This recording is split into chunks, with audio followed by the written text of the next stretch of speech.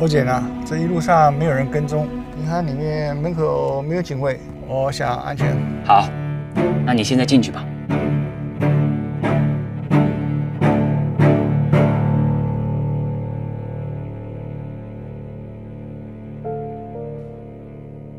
Is my hair okay? 有没有听到这种 whole nonsense story？ 有的人太老了，完没人讲话，他编出一大堆故事。My name is Jerry. I came to America in 70s. I worked as an engineer for 40 years. I support my family by working hard and save money. But 1 year after I retired, I received a phone call.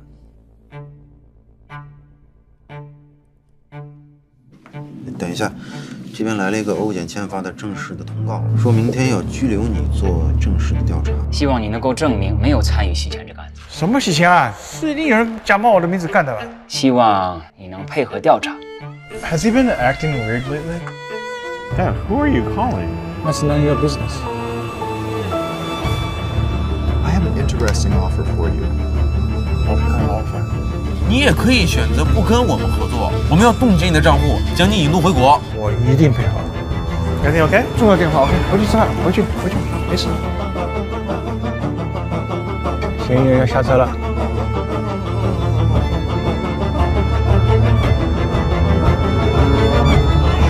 This is all your fault.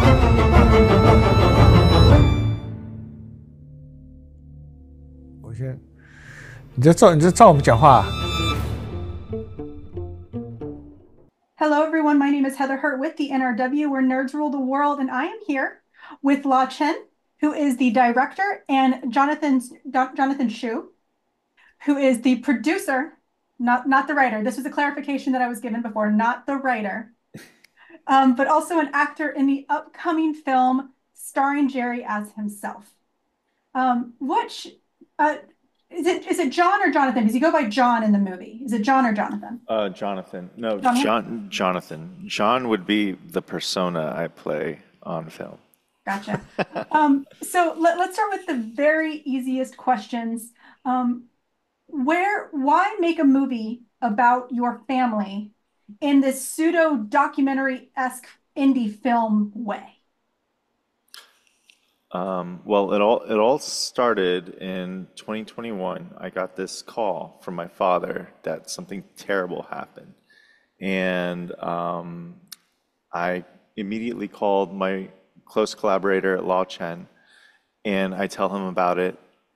And I was the first call. You were not the first call, okay? But you were very close to the first call, and that's because I needed someone to help me figure out what was going on. And Law, you're just like one of the most like creative as well as like analytical minds I know. So I gave you the story, and you're like, we have to go down to Florida and film this. He literally said, I just got a call from my dad, and he told me that he's been working as a spy for the Chinese police for the last 3 months. I don't know if what he's saying is true. Can you help me find out? So the next thing we do is we go down to Florida, where Jerry is happily retired. Jerry is Jonathan's father. And we set up a camera and we start interviewing his dad. And Jerry weaves us this fantastical tale about being an agent in a money laundering investigation. And he's taking surveillance photos of his local Chase Bank. And he's wearing a wiretap on behalf of the Chinese government to like listen to bank tellers. And he's kept it all secret from his family. And immediately, I'm like, there is a movie here. We have to go make this movie. There's something so fascinating and so true that this story kind of has to be told. And that's sort of why we kind of embarked on this multi-year journey to go make this movie. And to that point, in the film, you see Jerry actually bring up classic films that he used to make when he was younger. Was in the production, this kind of is perpetuated by Jerry's love of telling a story. Is that truly one of the steps that led to the film, or was that just kind of a plot point to kind of enhance it? No, I think that, we were both kind of like, there's an incredible story here. How do you go tell the story, right? Is it a documentary? Is it a piece of fiction? If it's a documentary, you have to go and recreate everything. If it's a piece of fiction, you have to go write a script and find an actor and kind of do the whole, pitching and pre-production thing. And at one point, as we were interviewing Jerry, I was like, man, this guy's really, really good in front of a camera. There's this almost this unawareness of the camera, and he can just sort of really be himself. So Jonathan and I, we turned to Jerry and we're like, hey, how would you like to play yourself in this movie? And he was like, yes, only if it's a spy film. He literally said those words, only if it's a spy film, because I felt like Jason Bourne, I felt like James Bond, and I want the audience to feel the same way. And we were like, great, let's go do that. Let's go make a half spy film, half documentary about Jerry. And it's ultimately about an immigrant kind of searching for the American dream. So these were not really just embellishments on his part. It was really what he wanted to do. And in this journey, Jonathan discovers that Jerry came to this country in the 70s and wanted to be an actor and a writer. And he kind of gave that dream up to, be an engineer and sort of make a life for his family. So all of this is very much true to who Jerry is and what he wanted out of this film. So we went and made it. And to that point, Jonathan, this is your family on screen. How did they react to telling the story this way? And why bridge that gap of documentary / acting? Why not just tell it documentary style? Ooh, those two questions. I'll answer the first one first. So they didn't get to see it until we premiered it. Luckily we premiered it at one of the best film festivals there is out there, Slamdance, and we were able to get the Grand Jury Prize, the Audience Award, as well as Best Actor for Jerry, even though it was a documentary. And it was just the most magical experience that we could have. They are used to being on camera because as a kid, I was always walking around with the home video camera and filming them doing whatever, making dumplings, like just fooling around outside in the backyard.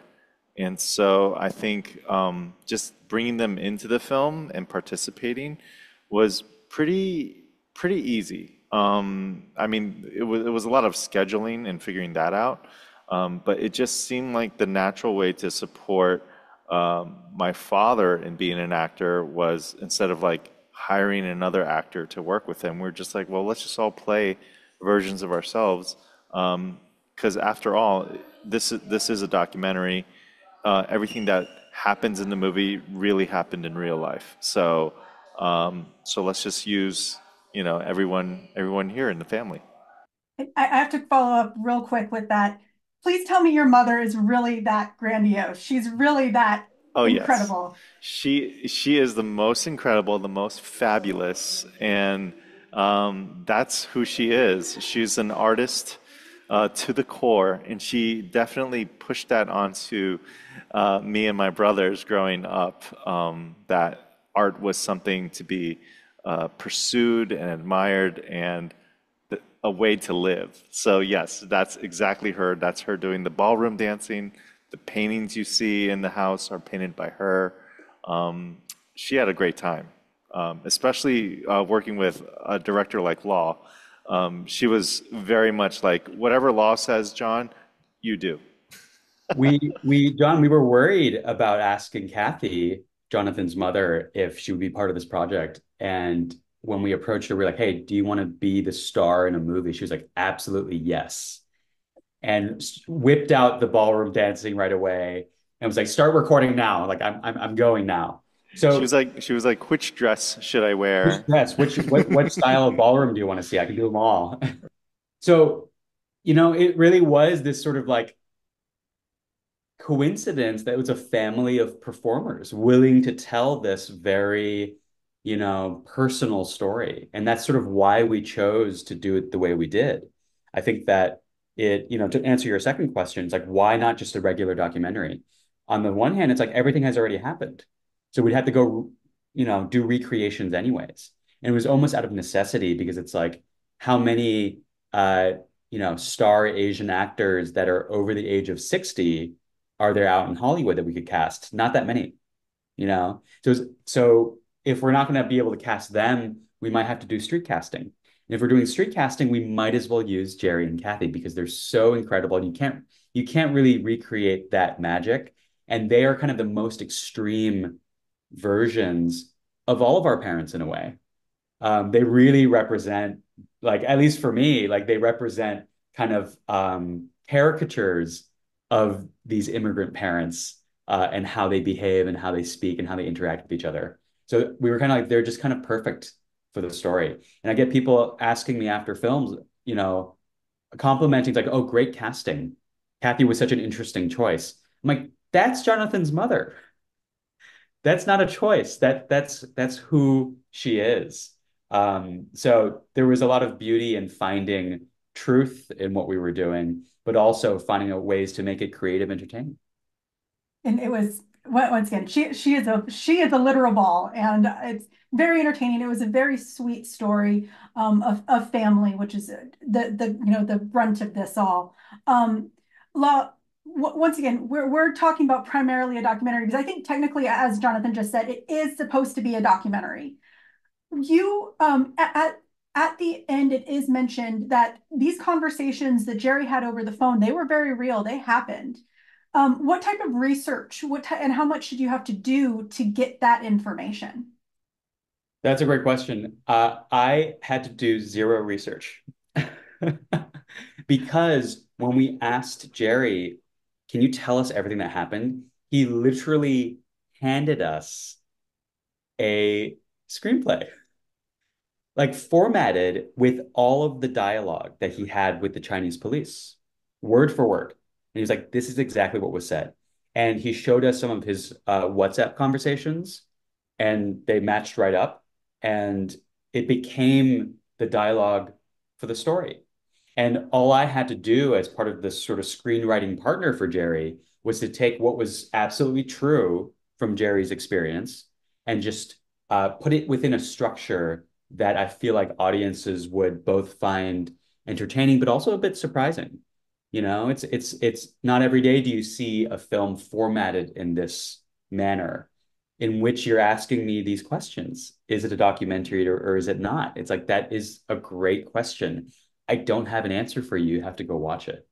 But all of it is based on truth. All of it is based on Jerry's truth, on what happened to him and the kind of harrowing experience that he went through. But it was word for word. Every piece of dialogue he had with the Chinese police was what he actually said to them. Wow, that's incredible. Great memory, especially with what happens at the end. Great memory. I gotta know. I'm gonna try and keep the spoilers to a minimum. But totally. What happens at the end, Jonathan? Is that true? Is that a real thing that happened in the doctor's office? Yes, that is true. That is true. I don't know how to say anything more, but yeah, that part was yes or no. I was just curious because if that's for those of you who haven't seen it yet, go watch it and figure out how amazing. If he remembered every word for word, that is incredible. So that's why I wanted to know. Yeah. You know, to shed a little bit more light onto all the things that we're talking around. It's like, how does a retired man in his 70s become an undercover agent for the Chinese police? Mm-hmm. It's because he's alone, and it's because we discovered that he kind of had a neurological issue. And you know, as you're aging, things like dementia catch up with you. Are you susceptible to requests that people are asking of you? Absolutely, yes. So this is ultimately a film about our aging parents, you know, and that's the universal story of it all. It's how do we care for our aging parents? How do we know what they're up to? How do we know what they're doing when they're alone? And that is why Jerry wanted to make this film. You know, the thing we say after every screening is go call your parents, find out what they're up to. You know, this is, you know, it is fun. It is creative. It is fun to talk about the genre bendingness of it all. But ultimately, it's a film about our parents in this day and age. How do we know they're okay? And I think that was Jerry's kind of number one priority in making this thing. Absolutely. And you see that at the end, there's the comment about how he wants to use his experience to kind of expose it. It's not keep it so hidden. And Jonathan, one of the big things that we see with your dad is he is an immigrant. And this happens far too frequently within communities of color, within immigration communities. How is that's very personal. And how did he feel during this film while he was putting out his story? I think he understood the importance of doing it. That was the driving force behind it, as well as, the family coming together to make this film, to give that sort of emotional support. I think just to think about the context of who he is as an immigrant coming to America, I think kind of understood that this is a story that many will identify with, whether you're Asian American or not. Maybe you immigrated from somewhere else, but ultimately, we're all trying to establish a legacy for our children, to give them an opportunity in this land of opportunity that has all these great freedoms that we take for granted sometimes. And so that ultimately was kind of where he was coming from, where the story comes from, is just like, I wanted to, if my son thinks that there's a chance to make a movie out of this, why not? Absolutely. Yeah, it is interesting. It's, what Jonathan said, it's sort of this relentless pursuit of the American dream. And he came here in the 70s. He was here for 40 years, kind of pursuing that. And ultimately, he came here for freedom, and some of those freedoms were taken away because of what happened. And ironically, in a way, one of the things that we were able to give back to him was the making of this movie, because it was kind of a small slice of that American dream that he had always wanted. He wanted to be an actor and a writer and be a part of something like this at some point, which is why Kathy and him were so supportive of his sons, pursuing film and being, expressing themselves. He got to do it in a way. So beyond the trauma and the tragedy of his experience, he got a little bit of a silver lining in getting a slice of his American dream. Absolutely. And I apologize. I keep directing questions at Jonathan. I promise, Lau, I'm going to bring it back to you. Jonathan, No. My last singular question, so to speak. One of the big things that you get to see in this is both of you keep bringing up the family dynamic. And this is especially in many Asian communities. I know family is so important. You uplift, you support, and you see it in wonderful films everywhere. Jonathan, why was it so important for y'all to show those small moments between your family, even if it was something as simple as I'm just trying to get a house and a parent is with me? Why were those small moments so important in this film? I think we really wanted to provide context for how it could be that I think, like many people, they have busy lives. And so once they're from a parent's point of view, it's probably, okay, my kids are grown, they went to a nice college, they have a nice job, I'm done with my job as a parent, right? So I don't have to check in with them as much anymore. It's nice when they call me, but I'm not concerned with their day to day. And then on the flip side, we're seeing, me and my brothers, you see a little bit of all the moments that you're talking about, buying a house, or they're just working, or they're taking care of kids.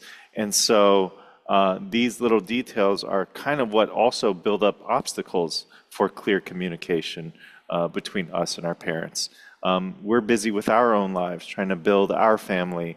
And I think it's important to show that context of how this kind of perfect storm came to be, that my father would hold such a secret and no one would know about it. And so yeah, that I think that Yeah, I no, hope that's that great. answers your question. Yeah. That was great. Yeah. All right, my final question, and I'll direct this at both of you, but Law, I want to start with you. This movie has a very, very important message, which we are not getting into right now because we want y'all to see the movie. But what would y'all like if the audience could leave with just one thing in mind? What would you like that to be? And once again, Law, I'll start with you.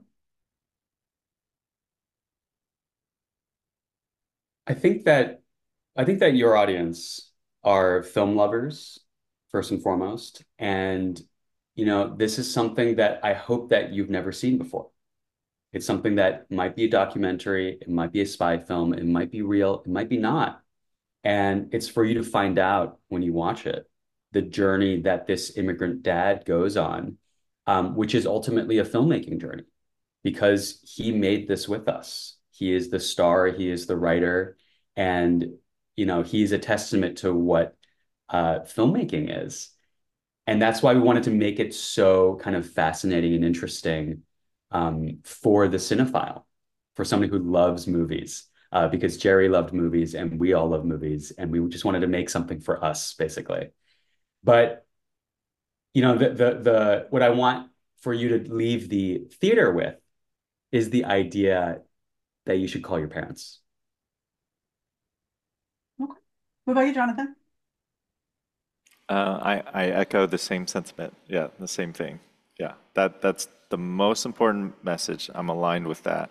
That's why we made the movie. Beautiful, beautiful. Starring Jerry as himself premieres is available on demand and streaming on November 8th. I believe it's going to be on Hulu and Amazon Prime, and a couple others. So definitely check it out. It was a surprising film.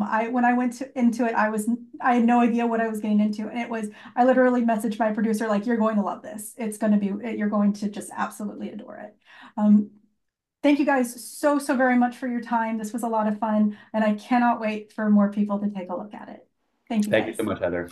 Thanks for being a fan. We look forward to hearing people's comments on Letterboxd. Has been great. Following us on Instagram has been a huge thing too, because we have constant updates. I mean, in a documentary, the story almost never ends. So to stay up to date, follow Starring Jerry as himself. All right. On all platforms or just Insta? Mostly Instagram is where we're most active. Yeah. Okay. Perfect. All right. So we'll have in our comments below, we will have that information. So make sure you follow them. And of course, like, share, subscribe, do all the things here. Thank you guys so very much. Thank you, Heather. Thank you.